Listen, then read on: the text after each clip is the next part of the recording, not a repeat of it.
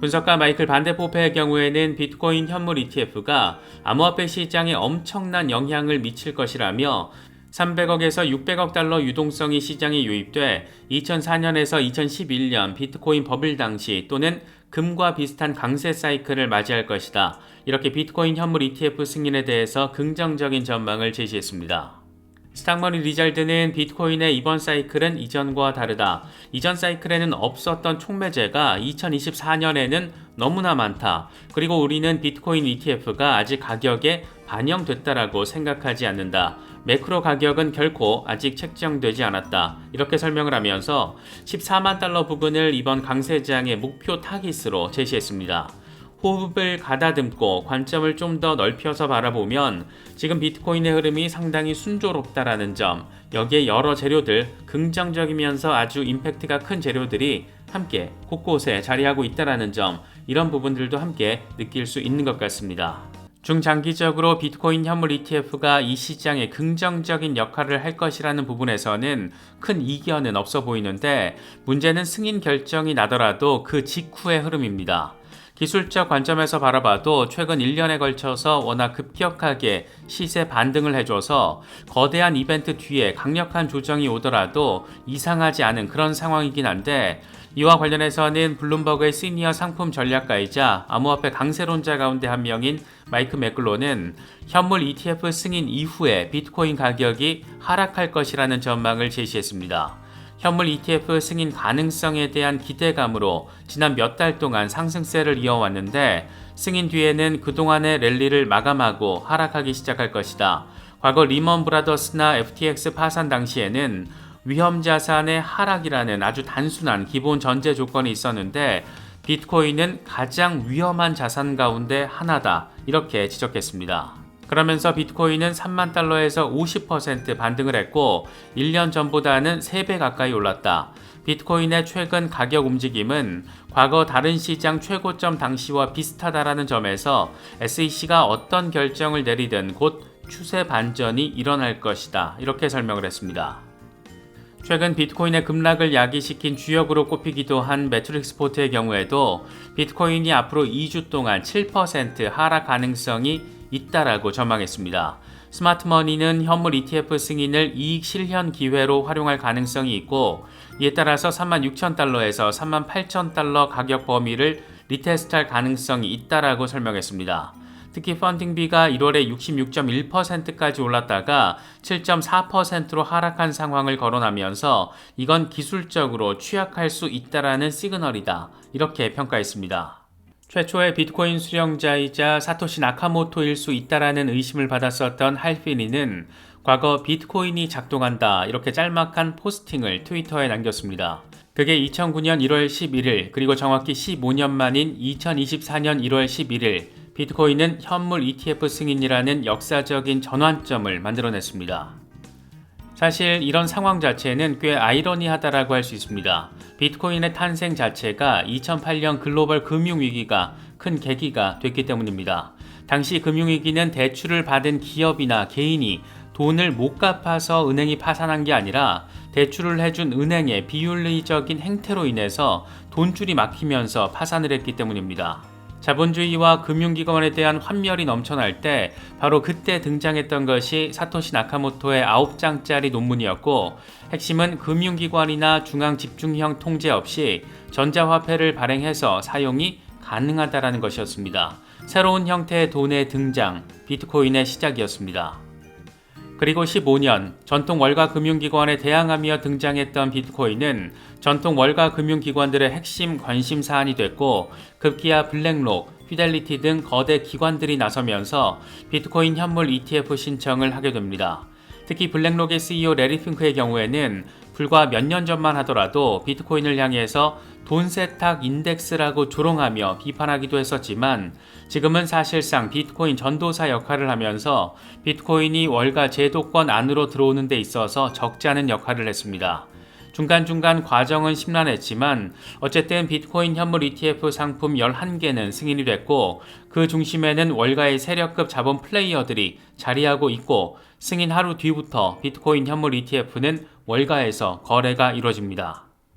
ETF 승인 하루 전 SEC의 SNS 계정이 해킹을 당하면서 가짜뉴스 사태의 주역으로서 비판을 받기도 했던 게리 겐슬러 SEC 위원장은 공식 홈페이지를 통해서 공식 성명서를 발표했습니다. SEC는 여러 비트코인 현물 상장 지수 상품 ETP 주식의 상장과 거래를 승인했다. SEC는 법의 테두리 안에서 법원의 법률 해석 방식에 따라서 행동한다. SEC는 2023년 3월까지 비트코인 현물 ETF 20개 이상을 승인을 반려했었다. 하지만 그레이스케일 사건에서 패소하면서 상황이 바뀌었다. 법원은 SEC 반려 사유가 명확하지 않고 소명이 적절하지 못하다라고 판단했다. 이런 상황에서 가장 지속 가능한 루트는 비트코인 현물 ETF 상장과 거래 승인이라고 생각했다. 이렇게 장황하게 상황을 설명했습니다. 크립토 맘으로 불리기도 하는 SEC 위원 헤스터 피어스 역시 성명서를 발표했는데, 피어스는 첫 비트코인 현물 ETF 신청서가 SEC에 제출된 지 10년여 만에 드디어 승인이 떨어졌다. ETP는 중요한 혁신 분야다. 그동안 SEC는 비트코인 현물 ETF 승인을 미루기 위해서 많은 리소스를 낭비했고 행정 절차를 남용했다. 지금은 반성의 시간이기도 하지만 축하의 시간이기도 하다. 비트코인을 축하하는 게 아니라 미국 투자자들이 비트코인에 대한 자신의 생각을 현물 ETF로 자유롭게 표현할 수 있다는 점을 축하한다. 이렇게 멘트를 날렸습니다. 겐슬러의 공식 성명서 내용과 관련해서 ETF 스토어의 CEO 네이트 제라시는 5가지 정도 주목할 만한 포인트가 있다라고 분석했습니다.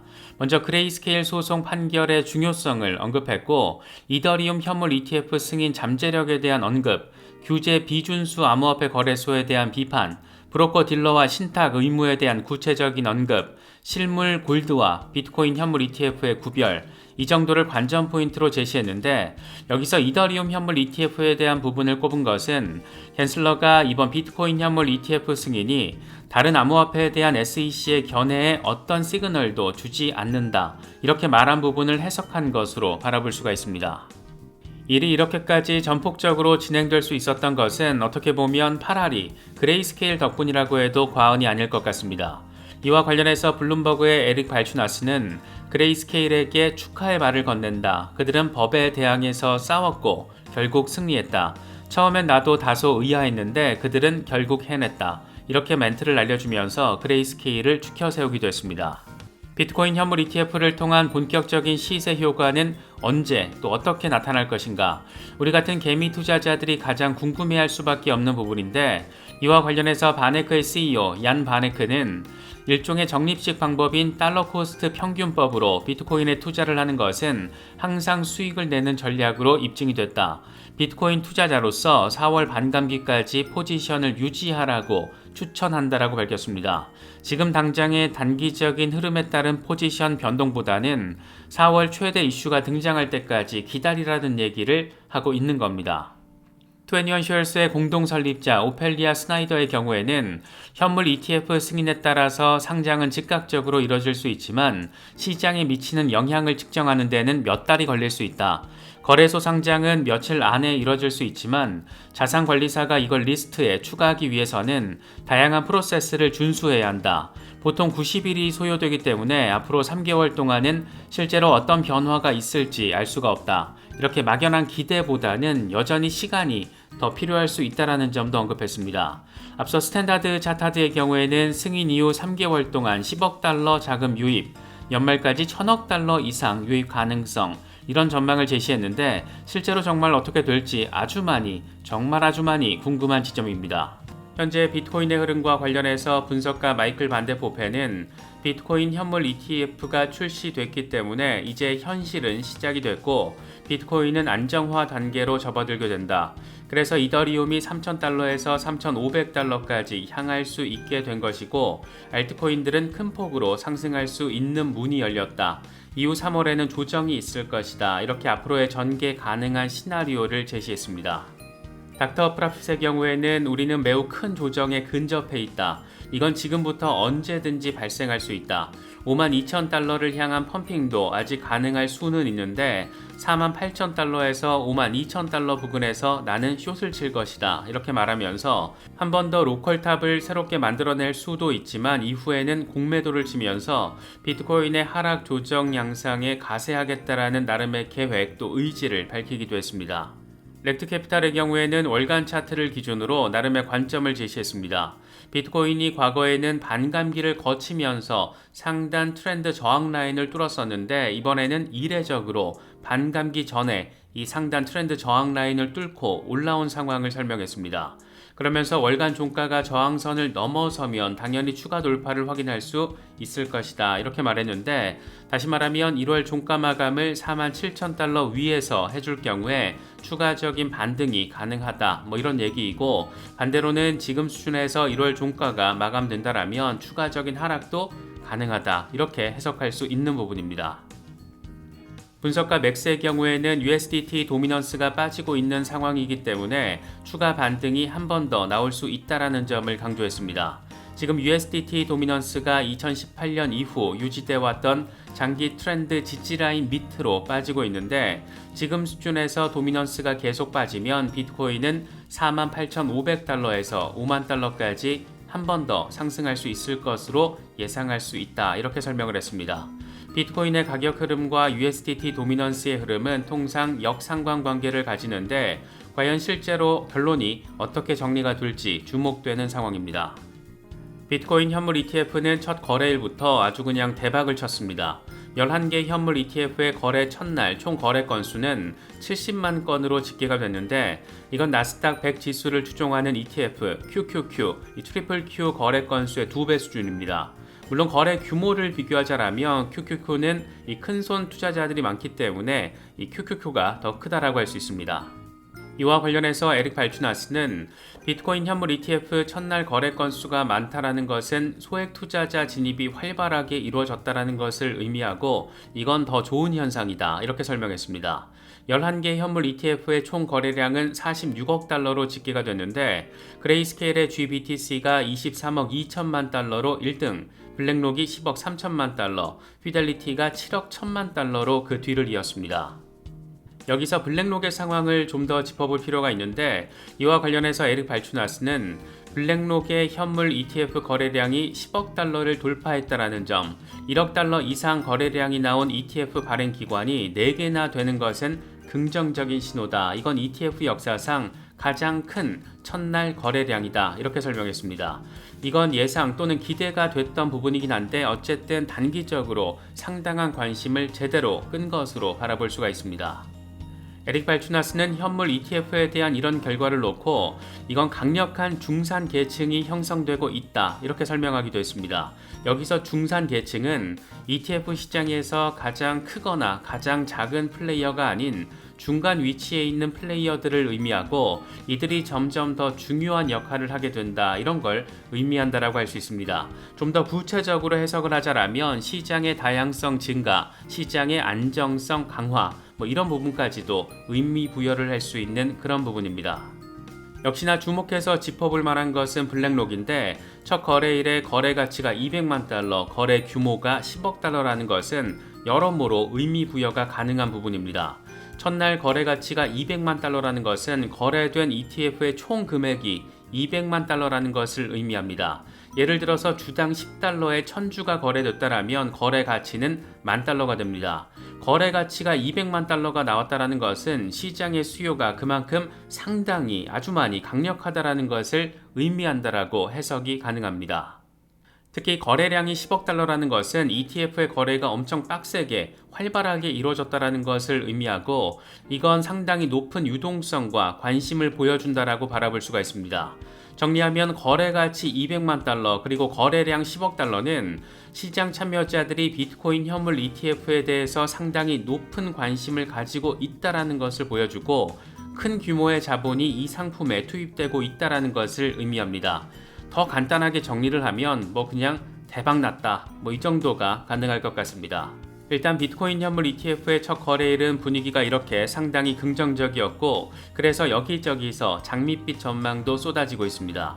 갤럭시 디지털의 CEO 마이크 노보그라츠는 새로운 ETF로 인해서 일반 투자자들도 쉽게 비트코인에 투자할 수 있게 됐다. 얼리 어답터들이 이미 상당한 이익을 거뒀지만 나는 신규 투자자들도 아직 늦지 않았다라고 생각한다. 이들 역시 비트코인의 잠재적인 성장으로 인한 혜택을 받을 수 있다.